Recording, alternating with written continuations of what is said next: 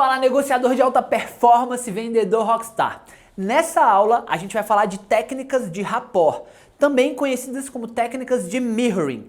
E outra técnica que a gente também vai ver nessa aula é a técnica de labeling, que é uma técnica de rotulagem. Vou explicar melhor como é que funciona. Não sei se você já escutou falar dessa expressão, olha, fiz um rapport com o cliente, meu rapport para prospectar esse possível cliente foi desse jeito. O que significa isso? A técnica de rapport, eu gosto muito do mirroring, porque o mirroring eu acho que me remete mais ao que de fato é a técnica, né? Mirror, em inglês, é espelho, né? Então é a técnica da espelhagem. O que significa isso? Significa que eu vou tentar espelhar, principalmente nas características visuais. A gente viu que nós, seres humanos, somos muitos seres preconceituosos, no sentido de sermos muito visuais. A gente julga nos primeiros 7 segundos. Então, qual é a chance que eu tenho de me conectar melhor com as pessoas se eu conseguir me adaptar ao estilo delas? É muito mais potencializada. Então, a gente defende que você tente se adaptar a este estilo. Eu vou tentar dar um exemplo. Você já deve ter percebido aqui, que pelas aulas que você já assistiu, de ter chegado até aqui, que eu sou um cara que bota muita energia, muito entusiasmo, né, naquilo que faz, fala num tom um pouco mais alto, de forma talvez até um pouco mais acelerada. Porque talvez essa seja um pouco mais do meu estilo, do meu jeito, né, mais natural de ser.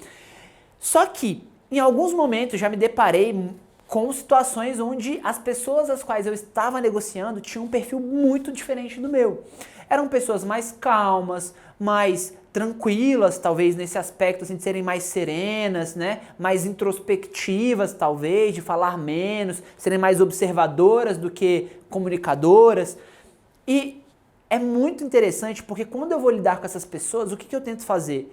Eu tento me adaptar ao estilo delas. Significa que, quando a gente fala de espelhamento, eu vou imitá-las, reproduzir exatamente o que elas estão falando? Obviamente que não, porque aí eu vou fugir do meu estilo natural e aí vai ficar caricato, vai ficar forçado e engessado talvez, vai ficar artificial. E a ideia aqui não é essa, é manter sempre a nossa naturalidade. Então eu sempre digo também que às vezes eu vejo equipes errando, pessoas em vendas falhando porque excedem demais na técnica. Lembra aquele negócio da virtude que eu falei? A virtude é o equilíbrio. Então a técnica ela serve para potencializar a tua naturalidade, o teu potencial enquanto ser humano. Então não vamos exagerar na técnica, única e simplesmente a técnica pela técnica. Não, a técnica é uma ferramenta para potencializar aquilo que a gente já tem de natural. Aí eu vou citar um caso. Outro dia eu tenho muitos cases, às vezes de atender, da consultoria para empresas da área da saúde.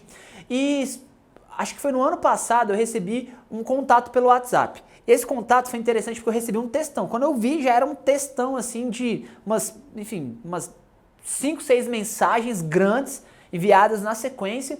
E era uma médica falando: Gabriel, tudo bem? Meu nome é doutora fulana, eu tenho uma clínica médica com a especialidade em dermatologia, eu tenho tido algumas dificuldades aqui na minha clínica, e ela relatou lá, tenho dificuldade de conseguir dar uma experiência de atendimento diferenciada, às vezes a minha experiência com o cliente tem frustrado na interação com esses pacientes que chegam aqui, eu preciso melhorar minha conversão também, às vezes as pessoas ligam para saber meus procedimentos, mas isso não se converte em consulta, e por aí vai. E me relatou uma série de coisas. E ela disse na própria mensagem que chegou até a mim porque uma outra clínica que a gente atendia tinha basicamente indicado. Então ela ficou sabendo do trabalho e me procurou já colocando esse texto. Aí vem a primeira técnica de mirroring. Mesmo que eu não esteja presencialmente com outra pessoa, espelhamento. Se ela me mandou um textão, eu, Gabriel, gosto muito de mandar áudio. Mande Aldo, não mande, né? Não mande escrevendo não, que eu não sei ler não. Mande Aldo. Entendeu? Mande Aldo. Porque eu acho que às vezes o áudio, eu tenho tom de voz, eu tenho mais riqueza de detalhes na minha comunicação. E pra mim também é mais fácil, né? Às vezes ficar catando milho ali, né? Digitando teclado pra mim é mais complicado, demora mais, às vezes na correria eu prefiro mandar um áudio. Só que eu percebi o espelhamento. Falei, se ela parou pra me escrever tudo isso no WhatsApp, melhor que eu responda, escrevendo talvez também, porque provavelmente isso se conecta melhor com ela. E foi prontamente o que eu fiz. Eu falei, olha, doutora, muito obrigado pelo contato, estou muito honrado, feliz de ter recebido seu contato, acredito que eu posso ajudar sim. Mas o mais razoável é que a gente marque um encontro presencial para que eu conheça as tuas necessidades, para que eu entenda no detalhe por que esses problemas estão acontecendo, para entender em qual modelo a gente vai conseguir produzir aí uma proposta, uma parceria. Que dia que você pode? Marcamos a agenda. Até então a gente não tinha se visto, a gente não tinha se falado, eu não sabia qual era o tom de voz dela. A única coisa que eu tinha daquela comunicação, né, daquela regra 73855, eram os 7 que estavam lá escritos ali pelo texto que ela me mandou. E quando ela chegou no nosso escritório, foi engraçado, porque ela bateu na porta do escritório e eu abri. Quando eu abri, foi muito interessante, porque chegou uma pessoa, e eu juro, eu vou tentar reproduzir aqui o que ela fez, falando exatamente assim. Olá, Gabriel, eu sou a doutora fulana e muito obrigado por me receber. Eu estou muito preocupado com as coisas que estão acontecendo na minha empresa e eu queria ver qual é a alternativa que a gente tem. Juro pra vocês, era desse jeito.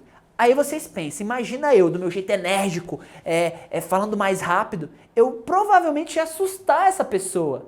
Eu ia afastar ela de mim.